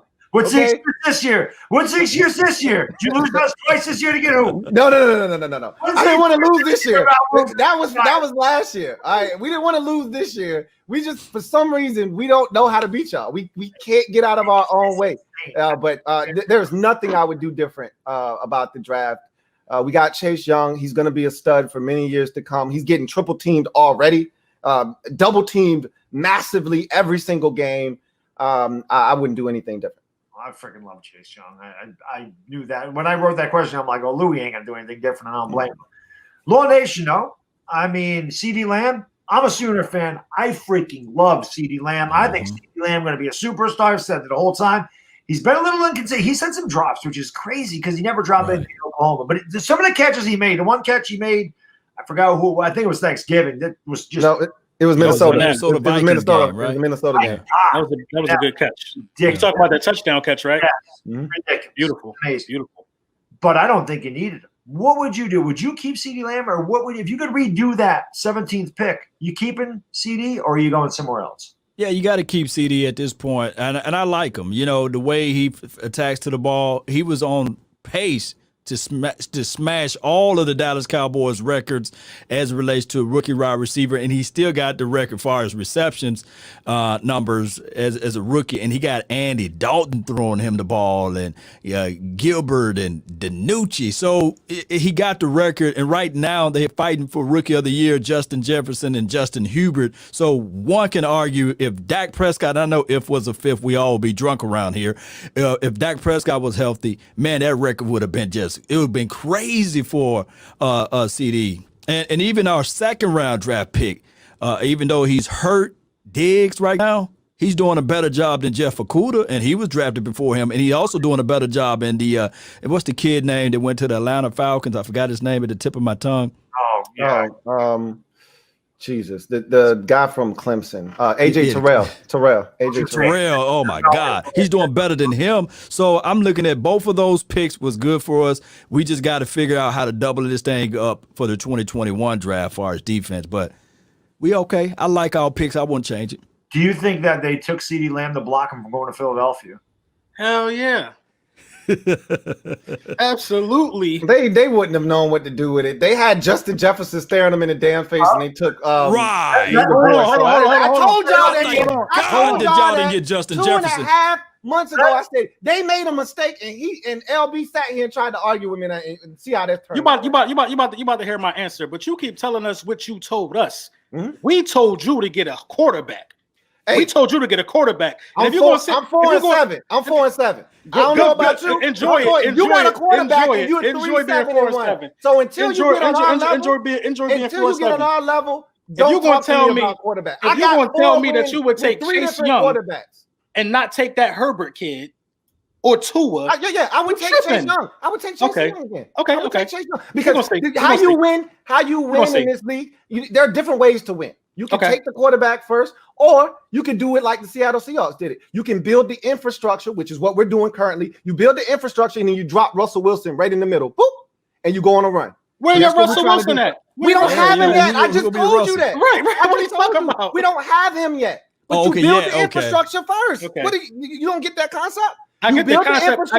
The defense is building. You got Terry McLaurin. You got the running backs. You're starting to build all of the pieces that you need, all the ancillary pieces, and then you find a quarterback. It's not easy to do. And I'm not saying it's going to happen in the third round like Russ, but you find that young quarterback, and hopefully if you get this right, you drop him in the middle and you let it go. And that's what I'm hoping we're doing. President Mike, thanks for the super chat. Louie Tee just answered your question. He obviously would not have taken Justin Herbert. So LB, we'll let you answer this. If you could go back and do the draft over again, would you take Jalen Reagor, or would you take Justin Jefferson? Would you take somebody else? Hell no, I wouldn't take Jalen Reagor. I would take Justin Jefferson if I could do it over. I would take Justin Jefferson. He said his ass. He said his ass. I would take. Say that again. Billy Bob Rogers said, "I don't want Justin Jefferson his ass." Man, hell yeah, I'll take Justin Jefferson over him. I'll probably take Denzel Mims. I'll take Higgins. It's so many people I would take over him right now if I had to do it over. Reagor and Jefferson was on my draft board. I was content with the pick at the time, but I believe we're using them wrong. But Justin Jefferson by a long shot. Come on, Justin Jefferson all the way. That was my problem with Claypool. It was so many people. Claypool is just, But see, this is the thing. We're looking at it in hindsight now because I don't think a lot of people were. I'm a Notre Dame Fighting Irish fan. Chase Claypool wasn't a first-round pick at the time when the selection was made. But I said the same thing about Jalen Reagor. He's not a first-round pick. That was my problem. He wasn't a first-round pick. I don't know. I don't know. I evaluate guys different at the wide receiver position because I don't watch college football. I look at guys' measurables and I look at what they could do. I look at freaks of nature. The year before this draft, I was screaming at the screen for DK Metcalf. Oh, yeah. And then this year, I was screaming at the screen for Justin Jefferson. I didn't scream Claypool, but that is a physical freak. And I would have definitely looked at him. Yeah, we got to be careful with DK, though. I don't think that he become DK if it wasn't for Russell and that coach pretty much putting everything in the layout because he did rounded his routes and he didn't fight at the top of his routes. That brother now is just. Whoa. Thank you, Law. I tried to explain to everybody. He couldn't have landed in a better spot. He would not have been DK if he landed in Philadelphia. If he landed in New Orleans, he wouldn't be the same quarterback. I disagree. That offense. I give you an example. If Denzel Mims go to the Seattle Seahawks, everybody be like, "Man, look at Mims." But he went to the Jets. So Mims has similar measurables though. He got similar measurables. They both big and they both could run like a 4.4 or under. Those dudes are big and fast. But Mims is a big receiver. Lester superstar. Stay the hell away from them. That's why I didn't like Reagor. He's Josh Doxson. He's Corey Coleman. And not to mention, this is the thing with Reagor. His pro day was a 4.28. His combine was like a 4.48. Don't look at the pro day. The pro day is always BS. Always. He's not as fast. He gets no separation. And the only reason of course, I mean, let's face it, I love to hate on the Eagles. But the whole thing with Reagor, the whole thing with Hurts for me was that I watch these guys play on a consistent basis. So I don't need to watch film. Like, I watch them. I didn't like them. I loved CeeDee Lamb. I don't know. I didn't like him. I didn't understand Reagor. I didn't understand why he didn't take Justin Jefferson. I did not. I can tell you. I don't even think Reagor know the plays, man. I don't even think he know the plays. This is what the Eagles fans were telling us. I think LB told us this on the program last time. Well, we needed a out wide receiver. Justin Jefferson only played the slot at LSU. That was the excuse. I didn't say that. You got to rewind that and show me that. I said that's what Eagles fans were saying. We needed a guy out wide. The Eagles overcompensated for the lack of speed the year before, and they decided they were going to draft any guy that ran 4 or 5. And they agree with that because they got 3 guys that can run but can't play football, and they could have got 1 good receiver. That's all they really needed. I'm on record saying Justin Jefferson is the perfect fit for Carson because Carson is really good in the red zone, and that dude is really good in the red zone. It's like a match made in heaven. But hey, we decided to go for some guy who's fast but don't even field punts. He's still one of the worst punt returning teams in the league. I think the combine's people look way too much at the damn speed. If you can't get open, it doesn't matter how fast you are. Right, now we around. It don't matter how fast. Look at John Ross. Exactly. Broke the 40 record, 4.2240. The guy's been trash his whole career. I'd rather have a guy like CeeDee Lamb who's 4.52, runs perfect routes and has great hands. Give me that guy all day over a John Ross. Everything, and I can't state this enough, and I talk about it every year, especially when we talk about prospects. It's all about fit. You got to go somewhere where you fit in. If you get on the right team, like Alvin Kamara went to the perfect team in New Orleans. You got to know how to use your personnel. Like a John Ross, you put him on the right team with a guy that has vision to see what he does well and put him in positions to succeed. I guarantee you, if John Ross goes to the right place after he gets out of Cincinnati, he could be a problem. Because I don't know if you remember this, but the start of the year last year, might have been 2 years ago, John Ross was eating. Like the first 3 weeks of the season, over 100 in every game. He was lighting it up, and then he got hurt again. He's not as bad as everybody thinks. He just needs a change of scenery. That's true. That usually helps a lot of people. By the way, I just want to say again, we have almost 1,000 people in here, so thank you all for watching. I really, really do appreciate it. Once again, if you guys are not subscribed to these fine gentlemen, the links to all 3 of their channels in the description. So make sure you guys click on those, sub them up, show them some love, and that way you can get the best content you're going to find, or some of the best content you're going to find. I don't want to slight any other content creators, but these guys are definitely at the top of what they do. So make sure you definitely check them out. And like I said, if you haven't subscribed to this channel, hey, what the hell? Give me a chance to, and hit that like button. That always helps out all the streams. You said it right, Baddog. What's that? I said you said it right, man. You ain't got to correct yourself. I like it. I like it. Okay. Let me ask you this. Where am I starting this time? I've lost track of where I was starting. We'll start with you, Louie. I'm just gonna ask you guys, plain and simple. How do you think your coach has done this year? Oh my God. Look, Ron has dealt with so much. I talked about the cancer diagnosis right before the season started, and all the adversity he has to go. Look, just being the coach of the Washington football team is a chore because you got to deal with Daniel Snyder and all the shit that comes with being part of this organization. The scandals and all the things that go on. It's just so much. And he's dealt with it as well. And that's why we were excited, because I didn't think we could get this caliber of a head coach. Nobody wants to coach the Washington football team. Like, who wants to come to Washington and deal with the things that you have to deal with? And he's come in here. He talked about changing the culture. He has. Now, it's been convoluted, the messages that he's given to them. I don't care what he's talking about to us. As long as the players get the message, that's all I care about. He can tell us whatever he wants to tell us. We half the time we don't know what the hell he's talking about, whether he's coming or he's going. But the players, just like you talked about with Joe Judge, and you said last year we would have got blown out. You only been beat up in one game, and that was the 49ers game for the most part. Every other game you've been ultra competitive. Yes. Even games where you look like you on the verge of getting your ass whooped, you find a way to battle back and make it interesting. Right. Same thing with us. There have been games this season where I'm like, last year we would have lost that game by 27. Okay, we lost that game 37-10. In every game, we fight, we scratch, we claw, and we're right there. We don't know how to win. We're a young team. That's what happens when you're a young team. You don't know how to win these games at the end. But we're right there. He's changing the culture in Washington. He's given us a reason to believe. We don't have many coaches that have done that. It's just Joe Gibbs. It's just Joe Gibbs in the last 2 decades. We don't have, 3 decades, really.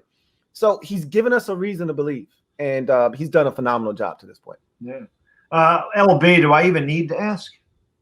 Yeah, you do. Get it off your chest. Get it off.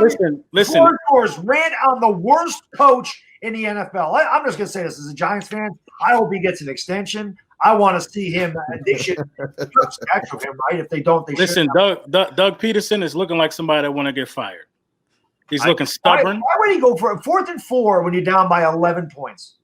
Don't talk to me. Don't talk to him about 4th plays, man. 4th down plays. I think he did it when we were down 8 as well. But he's looking like a dude that wants to get fired. I mean, it's all cute and dandy when the the going for 2 points works sometime and going for the 4th down works sometime. But you can't make a living out of that when your offense is struggling. Doug Peterson, in my mind, this is a guy who I said was up there with the Tomlins and the Andy Reids. You know what I mean? Dude is looking like the worst coach in the NFL. He's stubborn. He don't want to give up play calling. He doesn't want to put his quarterback in the best possible situation to succeed. He doesn't want to run the ball. I mean, he just doesn't want to win. He don't want to win. Because if you're going to war and one gun works better than the other, ain't you going to use the gun that worked good? Carson Wentz, he ain't got no bullets right now. You got to run the ball with Miles Sanders. Everybody sees this, and he just refuses to do it. I think it looks like borderline sabotage, man. At this point, it's like it's painful to watch, but I'm gonna watch every week because that's what I do. Would I fire him? I don't know, man. I'll fire his ass if I'm Laurie this year. I'll fire his ass this year, bro. I can't even lie to you. I can't even lie, man. I can't even lie. I'll keep it 100. I like the job he's doing there. Oh, I bet you do. I bet you do. But if I don't fire him, I give him an ultimatum. Listen, you're not calling plays this year. Get you a play caller in here, and let's see how that work out. You're on a very short leash after this, if I'm Laurie, man. But I had enough of the press conferences and the excuses and that we got to be better every week. I don't want to hear that no more, man. You're Super Bowl winning coach. You know that the win is all that matter. Put your team in a position to win. I'm telling you, step off. Even in 2017, I swear to God, I would come out and say that the Eagles win in spite of Peterson. I never liked him. I never liked Doug Peterson. I said the same thing. He did some bold. He called some bold plays. Yep. For sure. You got to give him credit for things like the Philly special. You got to give him credit for okaying plays like that. But Frank Wright was the real mind behind that whole system. Absolutely. When the Philadelphia Eagles won the Super Bowl, we were #1 in rushing in the National Football League. Now that's just a thing of the past now. You know what I mean? Doug Peterson is so bad, I forgot we won the Super Bowl. I just feel like we're back. Seriously, I feel like we're back. I feel like we're back to Dallas dominating and the Giants and Eli cooking in the playoffs. I feel like I'm in a time machine, bro. He took me back. I'll tell you what. I wish I could forget that you won the damn Super Bowl. I can tell you that much. I second that. Yeah. Forget that. Law, give us your thoughts on Mike McCarthy. Oh, you know they're saying, I don't want to lie to kick it. Mike McCarthy lied to kick it, and trust me, he get the mulligan for this year. But he went on a press conference and said, you know what? I didn't really watch all of the plays. I was just trying to get the job. So now I'm looking at him like, dog, you did what? He literally said that. Yeah. He said, I'm just trying to get the job. I didn't really watch all of the plays. So my thing is with Mike McCarthy, it's going to be a mulligan. I know. I don't see any brilliancy so far. He did make one move that I know that Jason Garrett would not have made, was kicking Zach Martin as the tackle. But that was when everything was fire and brimstone at that point. And my thing is, we will have to sit back and say to ourselves, let's wait. But I just think that Mike McCarthy, if it was a grade, if I was giving out grades or what have you, I would give him a flat out F because of the way how everything worked out. Now, I do know that we had a right tackle, a left tackle to go out, and, of course, our quarterback to go out. And they say, well, Law, why are you giving bad grades? Well, that's life. The Gazelle don't tell the lion, don't bite me on the ass. The lion goes out and bite him on the ass, regardless of the situation. A lion goes out to hunt and kill. Look, I'm looking at your team, Louie Tee. Your coach going through cancer. You know what I'm saying? And still fighting and clawing. I know you guys are one game above us, but it's just the whole philosophy of establishing something. We're not established. We don't know whether or not we're going to be a pass-happy team, a defensive team, a run-first team. We don't know what we are. So that's why I give him an F. He's going to run for mayor or something? Does that sound awful? That sounds like a politician. Just give me the job and then. Yeah. Oh, we giving him grades too? Oh, F. I forgot the greatest paper. Take this F with you, Doug. Doug Peterson gets a Z. For real, man. It's terrible. So, yeah, I mean, and I mentioned earlier, I think Joe Judge has just got the Giants fighting. And as Giants fans, and again, we did this back at the beginning of July. Like Louie Tee said, Louie Tee and I kind of sat back, figured we're both young. We just want to see our teams improve, and figured the Eagles and Cowboys would win this division. Now, I did say back then, too, and I said this all offseason, nobody was winning more than 9 games in this division. I didn't think it'd be historically poor. There's a good possibility we all lose this week again. But, the fact that we're still all in it is awesome. The fact that it's Washington, I've been waiting for Washington, the Giants, to be at the top of this division for a long time. And even if it is just for 1 week in a terrible season, I'll take it. It's just good to be competitive again. And I'm sure Louie feels the same way, even if our teams don't have the best record. Just the fact that, like you said, we're playing meaningful games in December. It's been forever since that. I've been doing draft videos at the end of October. The Yankee season was longer than Look, man, I've been every year. It got so bad. It got so bad. I went from a meaningful football in December to meaningful football in November to, hey, let me get out of September with some hope, man. Right. Let me get to October still playing games that actually matter, man. I do not want to rain on your parade, but y'all are 4-7. Yeah. And I want to rain on your parade. Hey, I understand that. You don't have to rain. I got an umbrella because we in first place. So it's all good, man. I don't want to rain on your parade. Y'all 4-7, though. Hey. You can't make me feel bad about being in first place. Here's a bold prediction. It's going to change again this week. Probably be the Giants on top. The Giants already on top.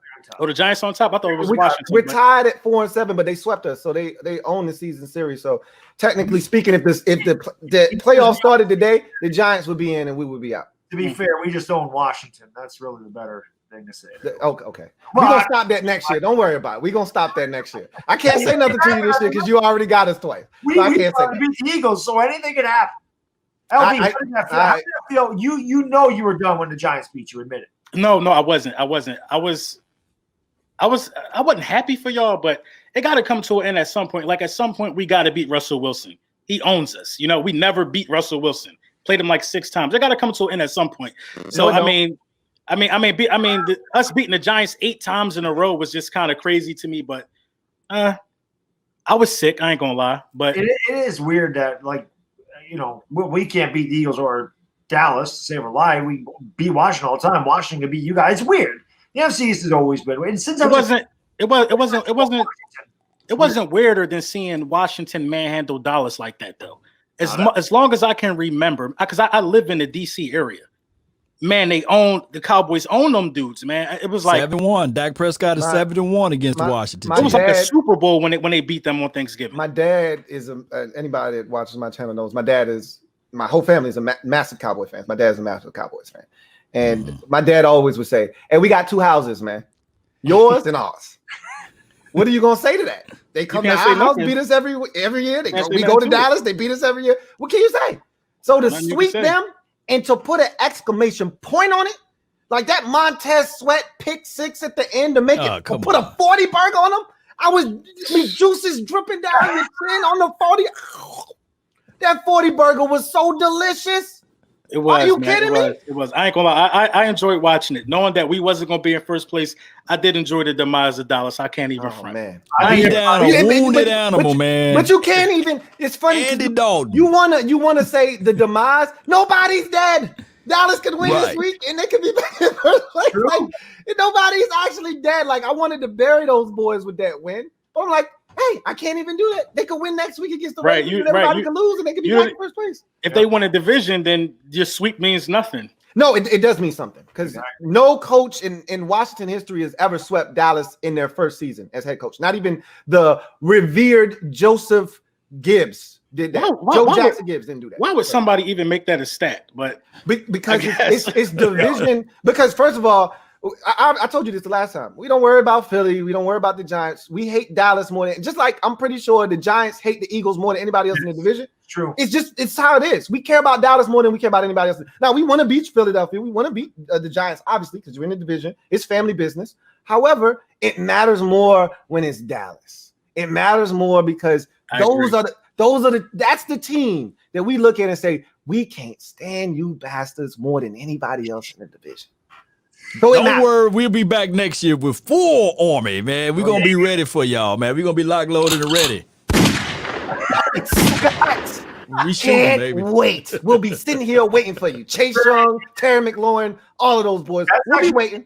That's actually leaving my next question. Let me get this real quick. JB, thanks for the super chat. Really says everyone's favorite and least favorite player on their team. We'll get to that if we have a chance. My chat froze. Where'd that go? Raw Rebel, thank you for super chat. Says Andy Dalton was the next great thing in Dallas in the offseason, according to Cowboys fans. You guys are ready for Dak to be ready to be done with Dak. Some Cowboy fans did feel that way, which I don't understand. I mean, Dak's way better than Andy Dalton. I don't know how anybody who watches football could think any differently. Mark Edelman, thank you for the super chat. He says, Dog, that Chase Young game in Washington was the biggest mistake the Giants could have made. Not only did they kill us, and made Washington to get scary strong. Well, they got strong, but they got swept too. So obviously we did something okay there. And as long as we're beating them, I don't care what they got. I love Chase Young. I mean, I want to Chase Young. The guy's a beast. But you got to win games, you know? And I thought that game might have given Daniel Jones some confidence. It obviously didn't. Rakeem, thank you for super chat, says, I actually hate Dallas more. I think Dallas and Philadelphia is kind of a coin flip for the Giants, but I probably hate Philly like a little more just because they have beat the living shit out of us. Yeah. You know, I kind of hate all of you guys, but yeah. I think I hate all of you. I didn't hate Washington until I moved in this area. Yeah. I always hated Dallas, and I just cannot stand the Giants. So it's just like I hate all you guys. Yeah, it's hate. You understand, Brunson, because you're looking up, man. Them neck muscles, man, strong. They got stomach muscles in them because you're looking up to the greatness. And all of y'all are my children because y'all still looking up. Even if we got to blow and dust, we got dust the dirt off of them, but y'all still looking up. I remember the notorious ring pop meme where they had all y'all rings lined up, and they had the Eagles ring with the ring pop. I hated that meme. Yeah, I wanted y'all to stay without a ring so goddamn bad. I did too. I like the trophy case of the chunky soup can in it. That was good. Hated it. Every year we would have this Super Bowl gathering where only teams that won a Super Bowl were invited, and I used to say, shut the door and say, sorry, Philly, maybe next year, man. And I would pull the curtain down and say, get the hell out of here. Now we can't do that. You got to let y'all ass in too. Well, we still can do the one ring ma'am, though, you know, why you missed the phone call with the one ring. All right, so we were talking about next season. Let's start with you, LawNation. What's your draft? What do you need in the draft? What position are you looking for? Now, obviously, it has a lot to do with where you pick, and it has a lot to do with what you do in free agency. But ideal position, what do you need to fill in Dallas? We're going to need offensive line help, but I'm team defense, man. I do like the philosophy where you build from the inside out. We need a strong defensive tackle. We need a safety. We need to have value in that type of position. We got a Donovan Wilson, who was the guy that stepped up this year. But I believe if Justin Simmons is out there, we need to probably what's the guy, Justin Simmons for the Denver Broncos? That's his name, right? Mm-hmm. We need to probably take a chance at that. But we really need help at safety play as well as with defensive tackle interior. He's a beast too. I would hate for him to come to Dallas. I really would. LB, I think I know the answer to this because you kind of touched on it earlier, but draft needs, who's your ideal draft pick for the Philadelphia Eagles? If we lose the division, Jamar Chase. If you got to trade up to get him, you got to do whatever you got to do. If you listen, put a package together that include Arcega-Whiteside, Rager, Quez Watkins, Hightower, all them dudes you just drafted. Get rid of everybody. Throw Alshon in there too. Just keep Fulgham and Jamar Chase, and I feel good. I feel good. I feel good going. But I mean, if you lose out, you got to get Jamar Chase. I think you need a wide receiver regardless. Yes, still. Bad. You need a wide receiver. You need a wide receiver. And you draft receivers every year. Drafted 3 of them, and nobody's contributing. So you got to get a wide receiver. What you need is a GM that can actually draft a wide receiver. You do. Maybe you could get him in the draft. CD Mixie, thank you for super chat. Really, he says, me and every fan of the NFC East is depressed but excited at the same time. Let's go Giants. Yeah, this is true. I mean, we all have a chance at this thing. Louie Tee, what do you think? Washington's biggest need in the draft? Plan on winning the division. So in the 20s. Yeah, it's going to be a situation where we could use offensive line help, a left tackle. Normally those are gone by the time you get to the 20s. Linebacker is a desperate need. You could go safety if that's good value, but I've already talked about the quarterback position, and I think this draft is loaded at quarterback.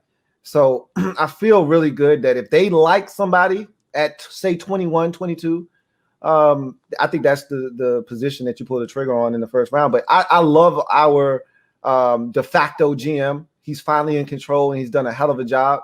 So I trust whatever he decides to do. I think quarterback needs to be the first pick, though. But if it's not, I'm not going to be upset because I want him taking players that he feels like is going to help this team win. We're going to trade y'all Hurts.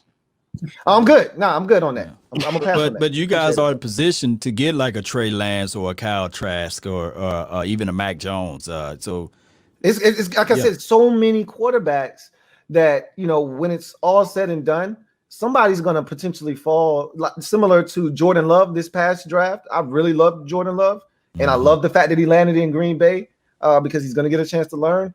I think we're going to be in a position like that where somebody's going to fall, and if they like that quarterback, you pull the trigger and he can sit behind Alex Smith and learn. Yeah, that was good. For me, I think there's 2 positions the Giants really need. We need a defensive end in the worst way. We need the fact that the Giants are top 10 defense, top 10 in sacks without a legitimate edge rusher is pretty amazing. Just tells you how well Patrick Graham schemes to get to the quarterback, and Leonard Williams has had a huge year for us. I can't believe how well Leo's playing, but I guess when you're playing for that money, that gives you a lot of incentive, but we could also use a number 1 wide receiver. I mean, we could use a Jamar Chase without a doubt, a Devontae Smith, one of those guys. I know a lot of Giants fans like Rashad Bateman because he's 6'4" out of Minnesota, but I think that to give Daniel Jones a number 1 receiver outside of Slayton with Shep in the slot, I think you have something there. And I think that with the offensive line progression, Saquon Barkley hopefully coming back and being able to stay healthy, having a number 1 wide receiver that can really stretch the field just makes that offense extremely dangerous. So to me, again, I plan on picking 22nd myself. We're going to fight you for it. But I'm going to actually throw something else in here. Speaking of that, I've had guys tell me, and I don't know what you guys get on your page, but I've had guys tell me, and they're Giants fans. It's not just other fans, not Eagle fans, Cowboy fans, they say it too. But people tell me, why you're trying to win the division? You're going to go 6-10 win the division. You're going to pick 22nd. That's stupid. You're not going to get a top 5 pick. Me personally, we're not getting a top 5 pick anyway. We've won too many games. The Jets, the Jags, there's a bunch of teams that are going to getting quarterbacks.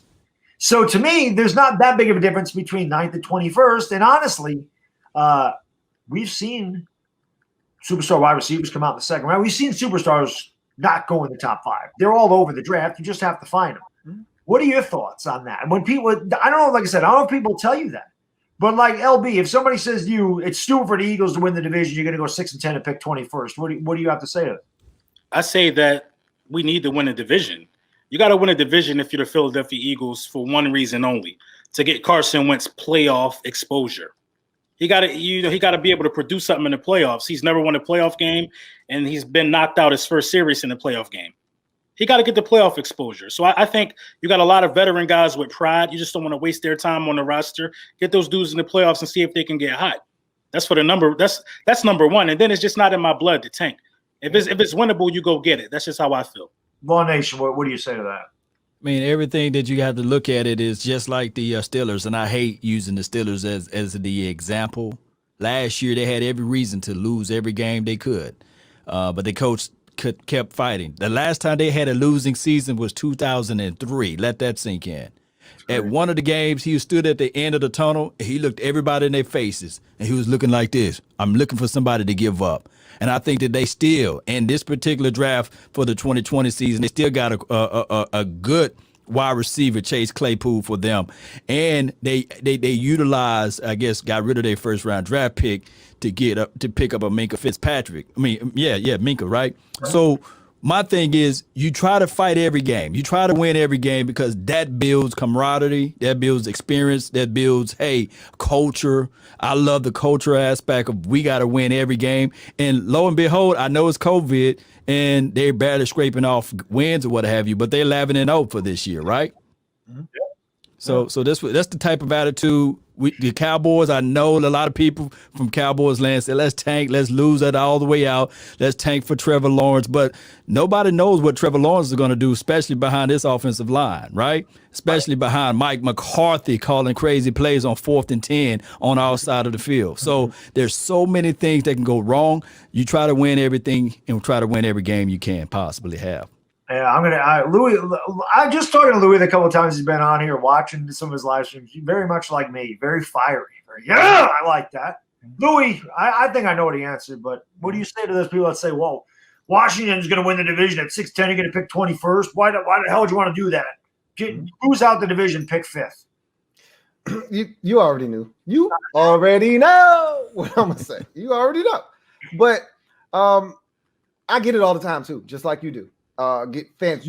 All we got to do is get a home playoff game and lose in the first round. Right. So what? First of all, I've been telling them this for years.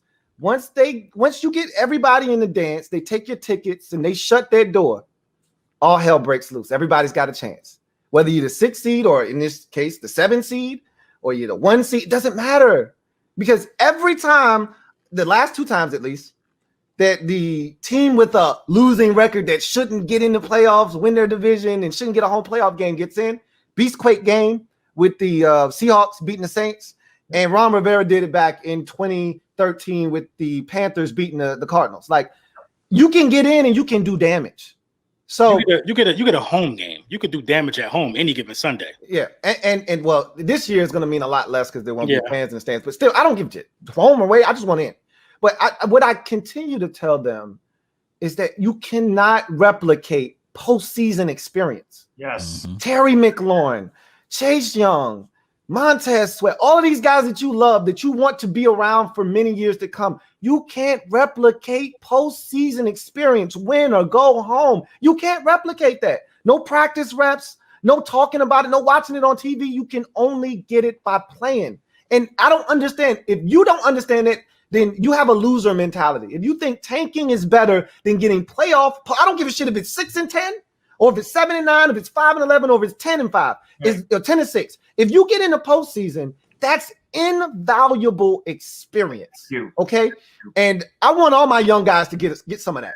Get you some, so that next year you saying, "Hey, we got to get back there again. We got to feel that again. And then next time, we got to take advantage when we get there." You need them to feel that. And that's why, for me, it's win at all costs. Find a way to get it done. and we put ourselves in this position to do it. And I hope we find a way to get to the finish line. See, it gets me with Giants fans for a couple of reasons. Number one, we've been losing for so long. And like you said, the playoff experience is invaluable. Even if we do get blown out, you learn from it. You don't get that anywhere else. Okay? Number two, you want to build a winning culture. Why would you sit there and say it's better to lose when you have a chance to win the division? Okay, the game between us last year, if people want to say we probably should have lost, I understand that. We were playing for nothing. But this is the playoffs. Number two, I don't play the lottery. And getting a lottery ticket, you probably don't have a good chance to win. But you can't win if you don't have a damn ticket. Right. You got to win.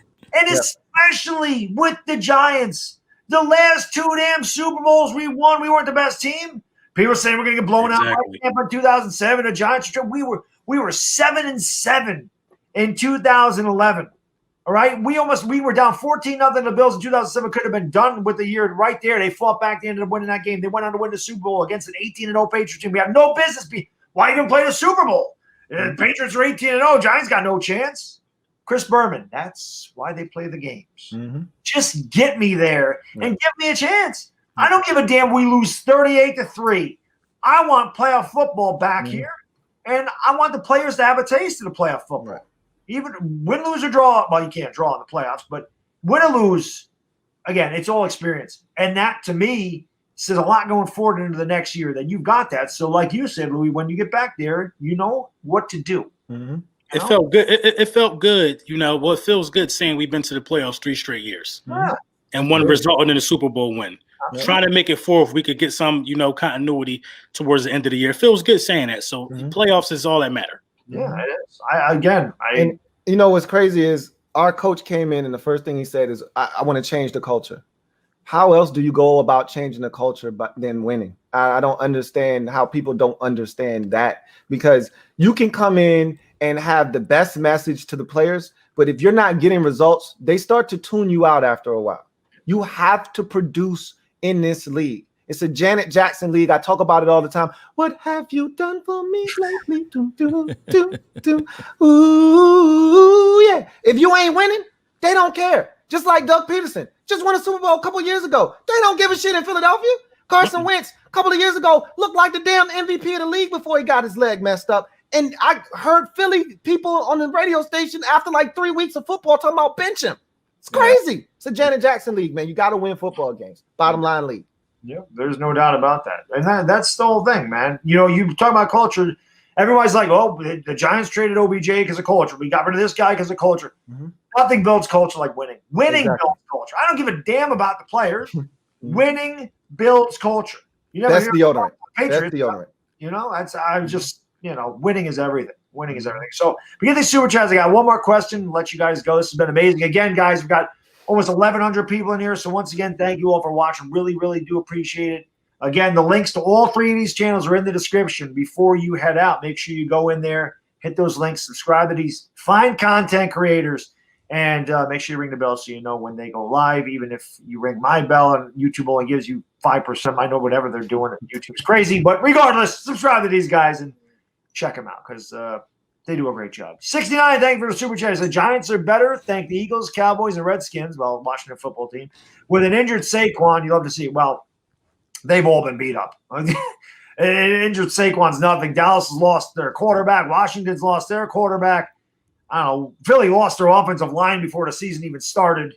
So we've all had major injuries. It's just something that happened around. No excuses, though. The division is still winnable for everybody. Absolutely. Ryan, name of the super chat. Ryan, your question is my final question. I'm going to start with Louie because he felt disrespected. He's in first by the time first. Who wins the division, Louie? You really gonna ask? You really gonna ask me that, man? I'm gonna ask you that. Come on, man. We gonna win the division. Honestly, I like our schedule. What's your schedule? So we have the Steelers this week coming up. I'm not gonna argue with you. We got the 49ers after that. Loss. We got the Seahawks after that. Oh, body bag. We got the Panthers, and then we got the Eagles. Y'all gonna lose to us. Y'all want one more game. I think we can win 3 out of the final 5. Personally, I think we can beat San Francisco. I think we can beat the Panthers, and I think we can beat the Eagles. So if 7 gonna win the division for sure. I honestly think that 6 is probably going to get it done, but 7, you get to 7, and the division's yours. So we got a realistic shot at getting to 7. I think we'll be able to get to the finish line first. All right, LB, who wins this division? The Eagles. Listen, it might sound crazy. We might look the worst, but we're still there though. Listen, it's nothing that's going to make me not say us right now with it being this close. Oh man, listen. We are not going to just lose out. It's impossible. It's impossible. It ain't gonna happen. You got to think about it like this: the last 2 games are division opponents. The Dallas Cowboys and the Redskins, very winnable games. They're in our division, so I guess you could guess why they're winnable. I think we can get Arizona. That's a tough order. I don't think we're gonna get Aaron this week. And I think we could get Taysom Hill if he's still in there. If Taysom Hill's still in there, I think we could get him. That team you watched on Monday. That same team you watched on Monday, you think you're gonna beat anybody that you just said on your schedule? I do. I absolutely do. Listen, so you telling me we're gonna lose out? I don't see how the hell you gonna win scoring. What did you score? 9? You got? Oh yeah, you had the Hail Mary. You had the Hail Mary. Are you telling me we're gonna lose out? Yeah, that's exactly what I'm telling you. You're going. What do you want to do? Do you want to have to wear one of my hats for like a month on your show? Wow. No. I won't say you're gonna lose out. You won't win more than 4 games. I'll take any bet you want. 4 games. No.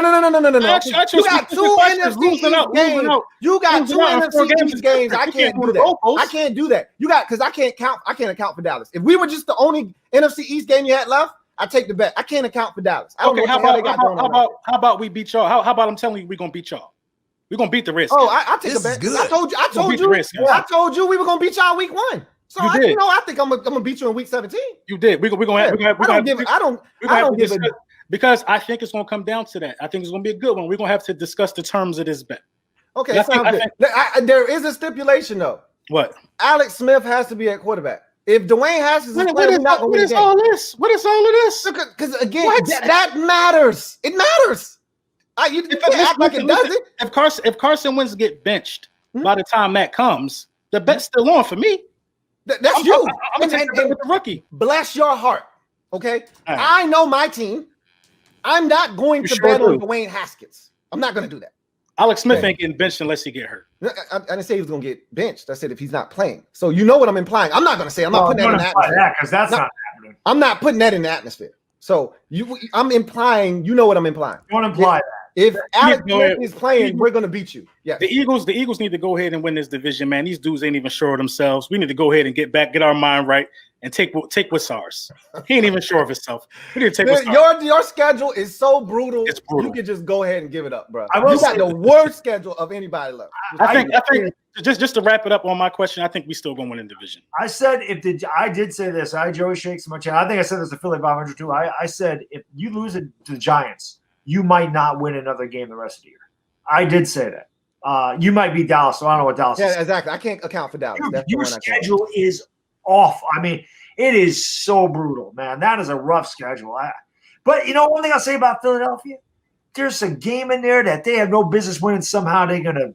That always scares me about them. Yeah. Like the San Francisco game this year. Like they weren't supposed to win that game, but they was a backup quarterback. We damn sure was supposed to win that game. We better win that game. No, Travis Fulgham went nuts, and you didn't even know who he was at that point. That wasn't Travis Fulgham's best game. He had 1 touchdown. It was the only touchdown. It was your biggest touchdown.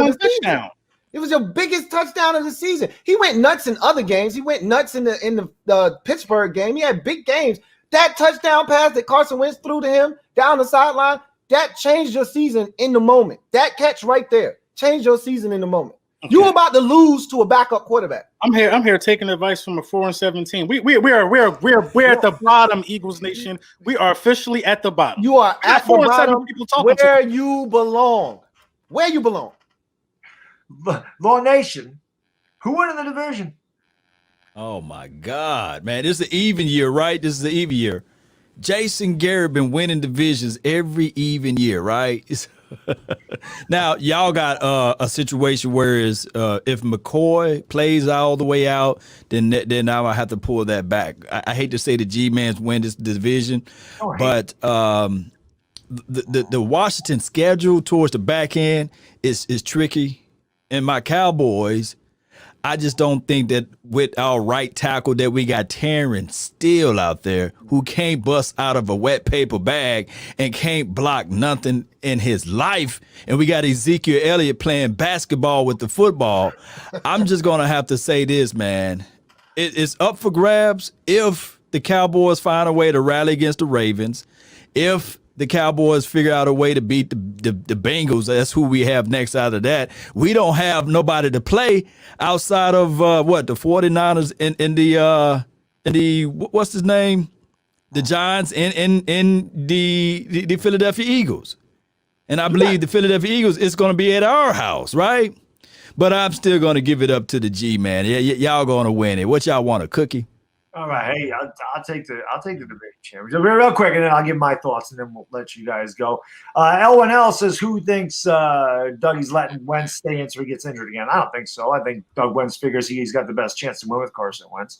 Brendan McCloskey, thank you for the super chat. He says, I still remember Baddog's live reaction to Daniel Jones, funniest video ever. Yeah, I was not happy that day. So I'm going to say this. It's coming down to Washington and Washington and New York. Reason being, defense wins. Both of our defenses are pretty damn good. Obviously, Daniel Jones, huge question mark. Daniel Jones misses an extended period of time. I'm not going to lie. I'd have to give the edge to Washington. If Daniel Jones misses the game in Seattle and plays the rest of the season at 100%, we're going to win this division because we have the tiebreaker against Washington. And that's why I think we have the advantage. But our schedule's not easy either. We got Baltimore. We got Arizona, we got Seattle. We finished with Dallas. That could be our saving grace, believe it or not. That's the reason I don't like y'all, is because you used up all your NFC East get out of jail free cards, man. You only got one left. One left. But, I actually like Dallas's schedule. I just don't trust them. No. Right. Now, if we have Garrett Gilbert and maybe something else happens with they finally utilizing the split back situation with Ezekiel Elliott and Tony Pollard, but that was a lot of ifs, right? Yeah, a lot of ifs. Look, I don't think Dalton played bad last game. I just think he was coached poorly. I don't think he played bad. This is the thing. He didn't. Some of your best assets are going to go to waste because think about Mike McCarthy in Green Bay. When did they ever feature a running game? Ever in Green Bay? Right. So that's one of the biggest knocks on him is that he doesn't marry the run game with the pass game, and his running game has always lacked behind his pass game. One of your biggest assets is Ezekiel Elliott, and we see what Tony Pollard can be, and he's not going to utilize them the way that he should. The Cardinals are beatable. And in the year that they won the Super Bowl with Green Bay, I looked it up, and they was like ranked 31st in defense. Mm-hmm. How is that even possible? Aaron Rodgers. Oh, yeah, I forgot. Yeah, Aaron Rodgers. Aaron Rodgers. MVP season. I will say this. I think some of these teams that we're playing now are beatable. Like the Ravens, they're human now. Like I feel like the Giants could be. I feel like the Giants will be in all these games. Like I said, as long as I know what McCoy's going to do. All I know with the Giants going into Seattle, Giants better pressure Russell Wilson. He's got hit a lot this year. The Giants lead the NFL quarterback hits, and Russell's turned it over a little bit, but if we have any chance, it's going to be a short field. It's tough. And maybe Seattle has to fly across the country as well in a short week, but it's rough. But Arizona looking beatable. Baltimore looking beatable. Dallas, obviously. I mean, everybody in this division looks beatable no matter who the hell you're playing. Right. But, hey, guys, I just want to say again real quick, anybody in here, one last time, you haven't subscribed to these three gentlemen, please make sure you do. The links to all their channels are in the description. Hey, hit that like for me. That helps out the stream. Like I said, hey, what the hell? Take a shot at me too. What the hell? Hit that subscribe for me as well. Guys, this was awesome. I knew this was going to be a lot of fun. We did this back in July, and it was a lot of fun. And I'm so happy that you guys took the time to get together and do this tonight because, we're 11 games into the season, and we are separated by one game in a really, really bad but really fun division. Yeah. And, listen, I said this the last time, and I'll say it again. It's just ironic that all three of your names start with L's because that's all I wish you for the rest of you. But any last words there? Words? No, man. I appreciate all three of you guys, man. I watch all three of you guys, and I hope everybody else making sure they sub up to y'all, man. Real. Appreciate it. Hey, I really appreciate the opportunity to bless the platform, man. And I want to say that again, because I didn't do this at the beginning, but I cover all 32 teams. Obviously, I'm a massive Washington fan, so the vast majority of what I do is Washington content, but I also cover all 32 teams. So check me out on the Louie Tee Network, Louie Tee Network podcast also. And also you can check me out on the Overtime Show. I do a live stream after every single primetime game. So check me out, break down the draft as well. We're going to get into that here shortly. Normally I would already be into it, but I got a division on the line. I know, right? Law, what do you guys say? Well, Louie Tee, man, we definitely gonna have to collab on that draft talk, man. I'll be reaching out to you. We got some things up our sleeves, man, with some former players. So I would love to bring you on to go over some of those things, man. That would be great. I would love it. Yeah. And everybody, man, that's watching, man, please subscribe to all of our channels, man. This not easy. A lot of people think it is, but it's not, man. Pulling up stats, talking about players. And remember, we don't have no control of the game. We only got our emotions and our thoughts and what we can see from the game. We can't change anything, but we like to give you guys our thoughts and our opinions about it. And that's just all I have to say. And let me hit this right quick again. This is Sparta! Let's go, Cowboy Nation. Let's go. Hit me up. Karan, thanks for super chat. Really says LawNation looks like God Sham God. That one I have not heard. Who? God Sham God. The basketball. He was a college basketball. The star. dude. The Sham God. The moves. Yeah, that's what the move is named after. Yeah, he played at Providence. He was a hell of a point guard. I remember the name, but I don't remember him making a big splash. But again, guys, thank you all so much for watching. Really do appreciate it. Enjoy the rest of your night. And as always, let's go Giants. It's Bad Diggity Dizzle for LawNation, Louie Tee, and Lord Brunson. We are gone.